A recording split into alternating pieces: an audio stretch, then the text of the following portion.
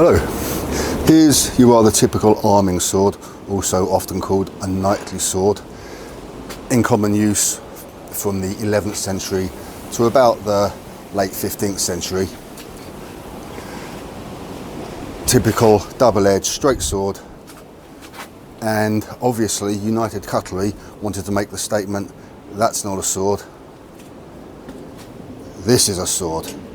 And there's no trick of perspective. I have blades against quillons. They have produced this monstrous thing.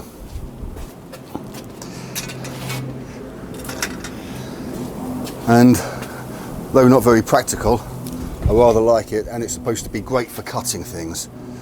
Let's go and find out.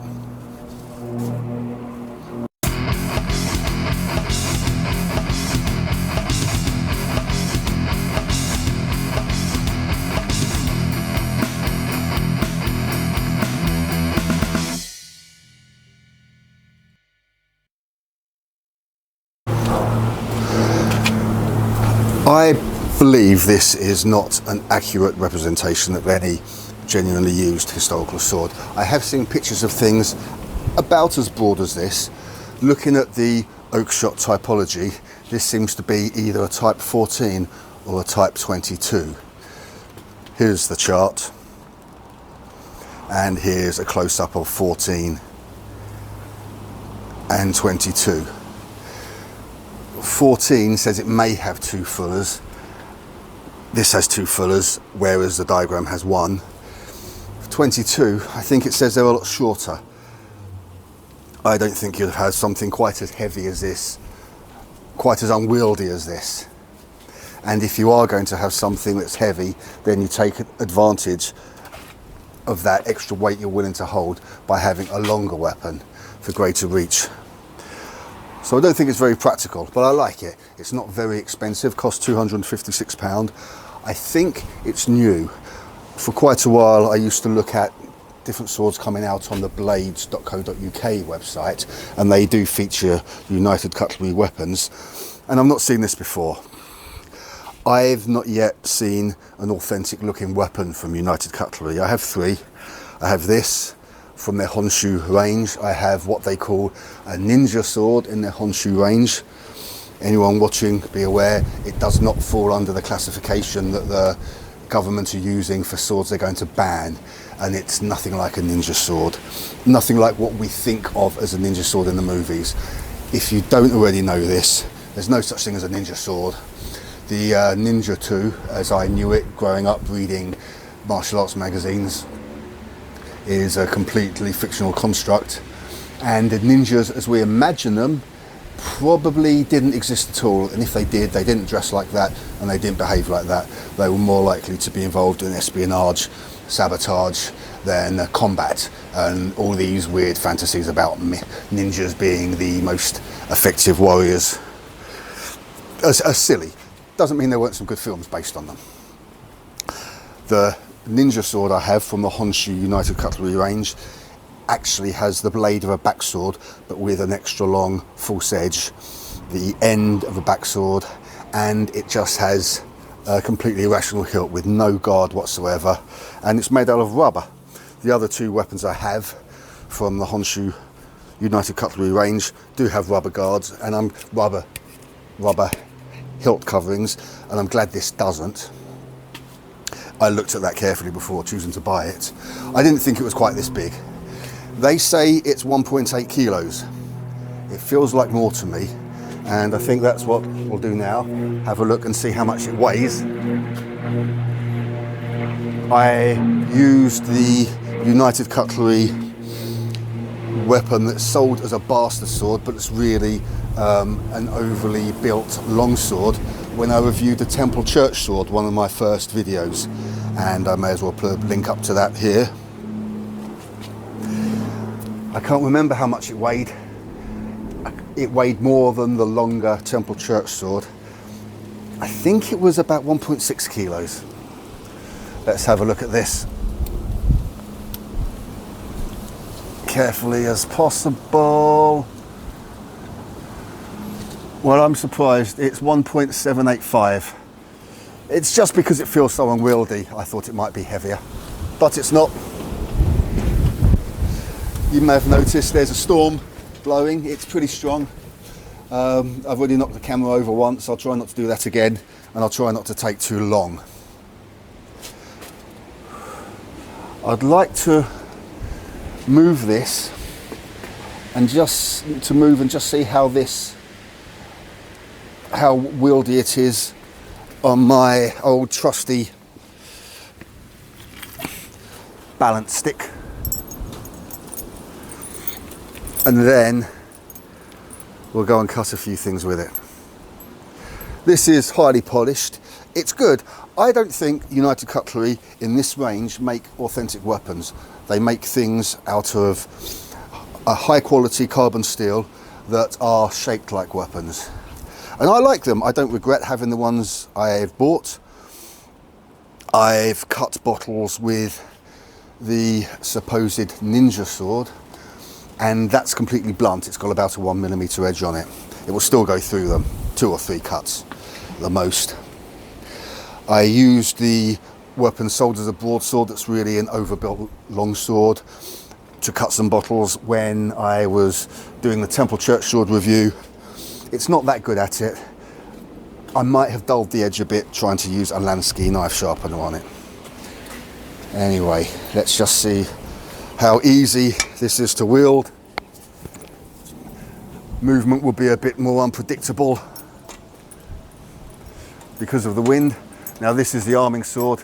This should weigh about 1.3 kilos. I'm not going to weigh it because the review isn't about this, and before you know it goes on for a while. Now, I'm not suggesting that this is how you're going to fight with an arming sword, but I am suggesting that this somewhat mimics the movements you'll need to parry with it. And I've been doing this for a little while now.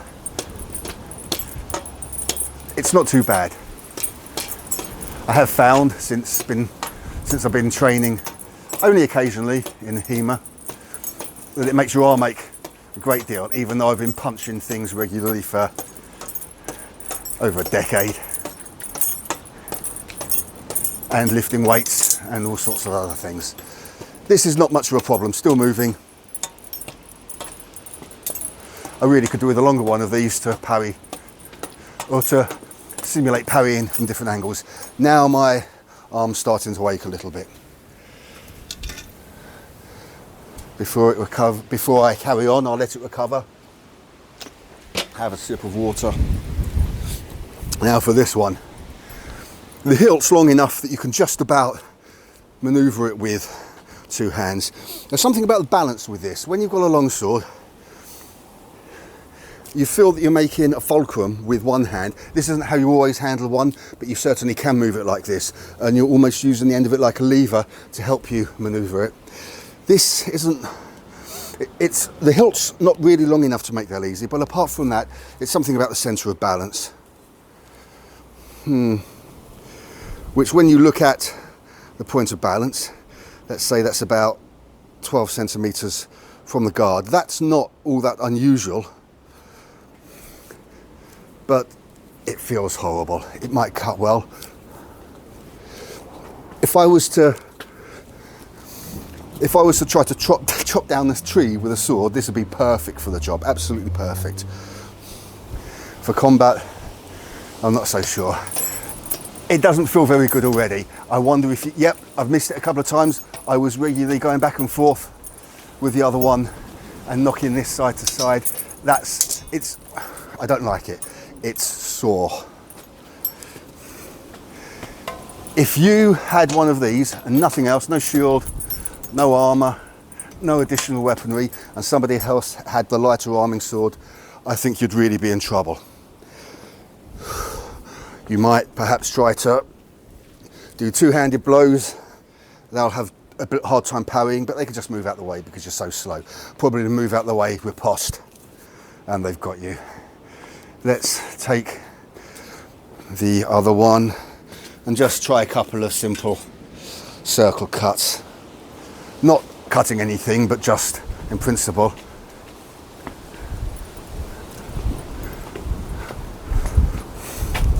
And now let's swap them around again.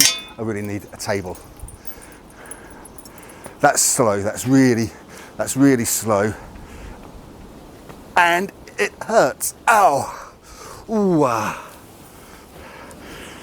2 days ago I did pull-ups and accessories, so my arms are aching a little from that, but not enough. That's so much faster. Right, this is a terrible weapon, and if you try to use it for what swords were originally designed, then you're probably going to lose and you'll be in some trouble. This is nothing exceptional, but compared to using this, it's very easy indeed. Doesn't mean I'm saying it's bad. I think it's great. I'm happy that I bought it. I wouldn't be happy spending much more than £300 on it. This is a £250 sword, and that's what you're getting, that's what you should pay for it. I can't remember now exactly what the steel type is. I think it was 1065. I think the other United Cutlery ones I have are as well. Right, that's a bit about the sword. They say, I can't remember now on the website, they call it their historical range, or historic range probably, using the word wrongly there. I think they're making it up. Doesn't mean there's anything bad about it. I have seen pictures of swords that seem as large as this. The thing is, sometimes when you look at websites and you see a picture of a sword that's reported to be authentic, you don't know that it is. Of course, you can suspect it is if it's corroded a great deal. I'm thinking of a couple of pictures I've seen, might have been on somebody else's YouTube channel, or it might have been on websites, of swords that look about as thick as this. Doesn't mean, even if the blade was as wide, doesn't mean it's as thick, doesn't mean it's as heavy. It's entirely impractical. And even in times past, people did sometimes make weapons for ceremonial purposes that weren't necessarily intended for use. So just because examples have been found of it doesn't mean that people were out there trying to use this on the battlefield. If they were, then they were certainly a lot stronger than me. And apart from the fact that people from previous centuries were shorter than us, they weren't as well nourished as us. Now, we hear all the stories about people pulling bows from the age of 5 and becoming really strong at it, and I do believe that there's some truth in that. We can see what happens if we weight train regularly for a long period of time. The body does adapt and become stronger at things. I don't think there were many people out there who were doing something on a regular basis that would have made them comfortable swinging this around. Perhaps a blacksmith. Of course, if somebody was using a single-handed sword and they were a knight, then that wasn't their primary weapon. They were supposed to be using a polearm. And people who were using a sword as a backup weapon on the ground, there'd usually also be an archer or something else, perhaps a pikeman, spearman, and it wouldn't be their primary weapon. Apart from the fact that it's so unwieldy, I'm just going to hold the camera for a moment. It seems that it would be a bad use of resources to make something with this much steel when you could make something with this much steel that does, let's see, a little bit longer. You could say it's more effective in some ways for that reason, apart from being much quicker. It's hard to see there's any way to justify such steel, such an amount of steel being used as a secondary sidearm for somebody who's supposed to be an archer primarily, or a billman or something like that. Well, that's it for the sword. I do like it. It's tough. And it feels sharp. So with that in mind, let's go make a couple of cuts with it, if I can find a way to keep the rain off the camera for just a few minutes. Here goes. Just a few more words about this. I made a video about this before, which I'll put a link to here, and this is the windlass European arming sword. Fairly typical. Feels like good enough quality, not very expensive. I think I got maybe only 2 cuts, maybe 3 though at the most. And this is probably at best a mediocre cutter. And I'll just do a couple of straight ones first. Probably won't do particularly well. The bottle rocked a fair bit, and the bottle moved. Not terrible, nothing to be very impressed with. Now, I'm going to try something a bit more authentic, more like a circle cut. and I just knocked it straight off. That's bad technique above anything else. I don't spend a lot of time training with a sword. I use a sword perhaps half an hour a week. Well, that cut straight through, but it wasn't even enough, so it knocked it off. You see, as pastimes go, it used to be primarily martial arts for me, followed by lifting. Now I spend a bit more time lifting, although if I could only do one, it would be the martial arts, and HEMA's third. Okay, I'm going to try a couple two-handed because it's so heavy, and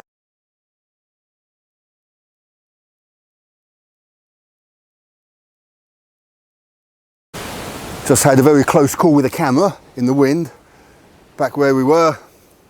I'm going to try to use this as a fulcrum, this is a lever, just to help me get a bit of speed and hold it straight. Well, that cut pretty well. 2, 3, the bottle fell off, but it wasn't knocked off. Well, that's the answer to begin with. They sell this as a sword for test cutting, and it seems to do the job. Let's see if I can go through and back again. This post could be a little bit steadier.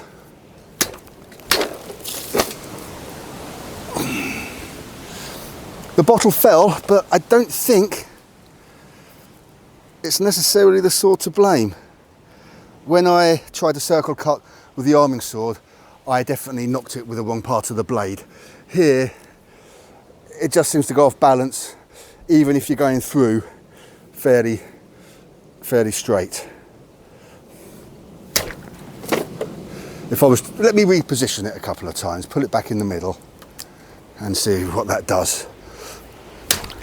2, 3, no, that's it. One more as the bottle's ready. And the verdict is this cuts pretty well, and it's obviously very dangerous, although it's unwieldy and won't be any good at all. If you were trying to use it for all a sword's meant to be used for. Oh, unbalanced, but it's cutting very well. I'd like to try this on something a bit tougher at some point, perhaps some thicker plastic bottles. That's it for now then. Thanks for watching. Be making more videos soon. Something's coming up with lifting. My name's Mark. See you next time. Cheers.